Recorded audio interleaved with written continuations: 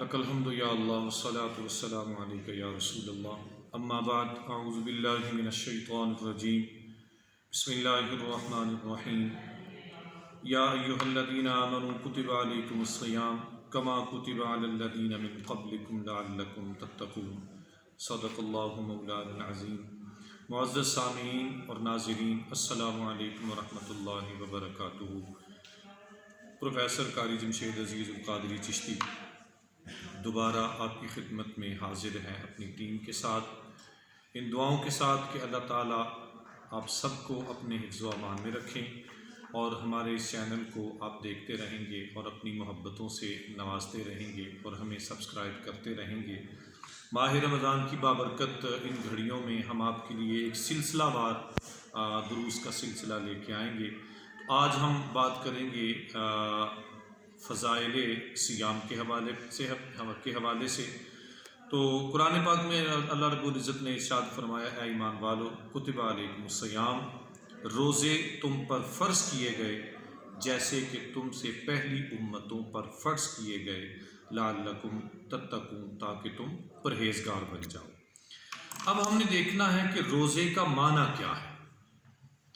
روزہ کا لفظی معنی ہے رکنا اور ترک کرنا، اور شرعی اصطلاح میں روزہ کہا جاتا ہے ایک مکلف اور بالغ شخص کا ثواب کی نیت سے طلوع فجر سے غروب آفتاب تک کھانے پینے اور جماع کو ترک کرنا اور نفس کو تقوی کے حصول کے لیے تیار کرنا۔ یہ پورا روزہ کا مفہوم ہے کہ صبح طلوع فجر سے لے کے غروب آفتاب تک کھانا پینا جماع ان کو چھوڑنا اور اپنے نفس کو تقوی کے حصول کے لیے تیار کرنا، یہ روزہ کہلاتا ہے۔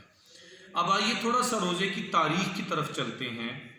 پچھلے تمام ادیان اور ملل کے اندر، جیسے کہ قدیم مصری دین کو لے لیں، یونانی مذہب کو لے لیں، رومن لے لیں، حتیٰ کہ ہندو بھی، ان کے مذہب کے اندر بھی روزے کی تعلیم موجود ہے۔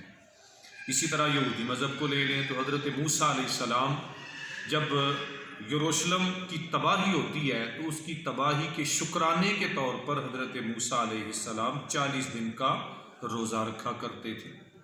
اسی طرح انجیلوں میں بھی اس کا ذکر ملتا ہے، اگرچہ زمانے کے لحاظ سے، ادیان کے لحاظ سے اس کا انداز مختلف تھا، لیکن تھا پچھلے ادیان کے اندر بھی۔ اسلام کے اندر اس کا مقام یا اس کی تاریخ کیا ہے تو علامہ حسکفی رحمۃ اللہ علیہ کی روایت سے ملتا ہے کہ ہجرت کے 1.5 سال اور تحویل قبلہ کے بعد 10 شعبان کو روزہ فرض کیا گیا تھا، اور یہ جو میں قول نقل کر رہا ہوں یہ در المختار کے اندر اور حیاء التراث اس کے اندر یہ موجود ہے کہ ہجرت کے 1.5 سال بعد اور تحویل قبلہ کے بعد 10 شعبان کو روزہ فرض کیا گیا تھا۔ اب آئیے ترتیب کو دیکھا جائے تو عبادات کی ترتیب کے اندر نماز، سب سے پہلے نماز فرض ہوئی تھی، اس کے بعد زکوٰۃ کو فرض کیا گیا، اور تیسرے نمبر پہ فرائض میں سے روزہ فرض کیا گیا تھا۔ اس کی بھی اللہ تعالیٰ نے ایک حکمت رکھی کہ نماز میں تھوڑی سی مشقت کم، اس کو پہلے رکھا۔ پھر زکوٰۃ، اپنا مال نکالنا، یہ انسان کے نفس کے لیے اور مشکل تھا، اس کو دوسرے نمبر پہ رکھا، اور روزے میں زیادہ مشقت تھی تو ایک ترتیب کے ساتھ آہستہ آہستہ انسانوں کو مکلف کیا گیا۔ اب آئیے فضائل کی بات کرتے ہیں تو بس 2 احادیث اس میں کوٹ کروں گا۔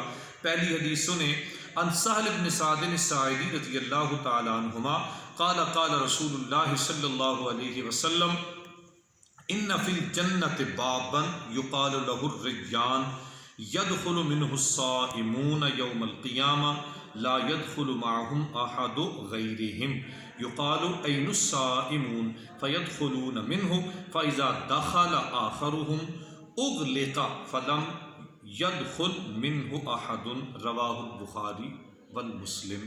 امام بخاری اور مسلم کی یہ متفق علیہ حدیث پاک ہے۔ حضرت سہل بن سعد رضی اللہ تعالیٰ عنہما کہتے ہیں کہ رسول کریم علیہ السلام نے ارشاد فرمایا کہ جنت کا ایک دروازہ ہے جس کو ریان کہا جاتا ہے، اور اس دروازے میں سے صرف اور صرف قیامت کے دن روزہ رکھنے والے داخل ہوں گے۔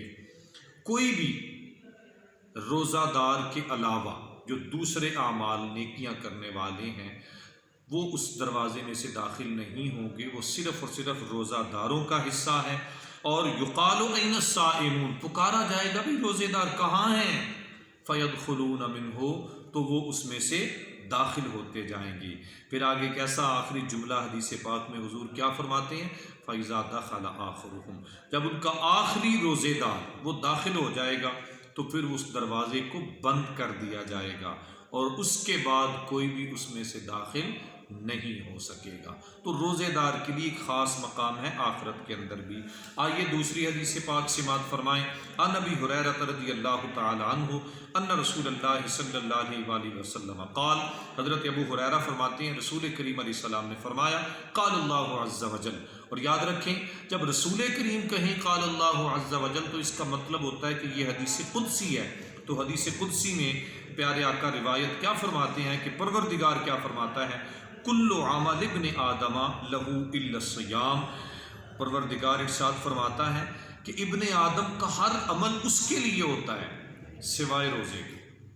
اور آگے فرمایا فَإِنَّهُ لِي وَأَنَا أَجْزِي بِهِ، یا اس کو آنا اجزا بھی پڑھا جاتا ہے۔ پروردگار فرماتا ہے کہ روزہ تو میرے لیے ہے اور میں ہی اس کی جزا دیتا ہوں یا میں ہی اس کی جزا ہوں۔ آگے فرمایا وَالصِّيَامُ جُنَّةٌ، روزہ تو تمہاری ڈھال ہے۔ فَإِذَا كَانَ يَوْمُ أَحَدِكُمْ، جب تم میں سے کوئی آدمی روزہ رکھے، روزے کے دن ہو، روزے کا دن ہو تو فَلَا يَرْفُثْ، اس میں کوئی بھی فضول کام نہ کرے، گناہ والا کام نہ کرے، وَلَا يَسْخَبْ، اور نہ ہی کوئی بیہودہ کام کرے۔ فَإِنْ صَابَهُ، حتیٰ کہ اگر روزے دار کو کوئی گالی دے یا اس کے ساتھ جھگڑا کرے تو روزے دار اس کو کہہ دے بھائی میں تو روزے دار ہوں، میں نے تو روزہ رکھا ہوا ہے۔ اب حضور ارشاد فرماتے ہیں والذی نفس محمد بیدہ، اس ذات کی قسم جس کے قبضے میں محمد کی جان ہے، لخلوف فم الصائم اطیب عند اللہ یوم القیامہ من ریح المسک، حضور نے فرمایا روزہ دار کے منہ کی بدبو قیامت کے دن اللہ کو کستوری کی خوشبو سے بھی زیادہ محبوب ہوگی۔ یہ بھی بخاری اور مسلم کی روایت۔ تو روزہ دار یہ اللہ تعالیٰ کی بارگاہ میں کتنا مقرب ہے۔ میں دعا کرتا ہوں کہ ماہ سیام کی ان برکتیں ہم جی بھر کے لوٹیں گے، اس امید کے ساتھ کہ آپ ہمارے اس چینل کو سبسکرائب بھی کریں گے، ہمیں فالو بھی کریں گے اور اپنی محبتوں سے بھی نوازیں گے، اپنے سوالات سے نوازیں گے۔ اللہ تعالیٰ ہم سب کا حامی و ناصر ہو۔ السلام علیکم ورحمۃ اللہ وبرکاتہ۔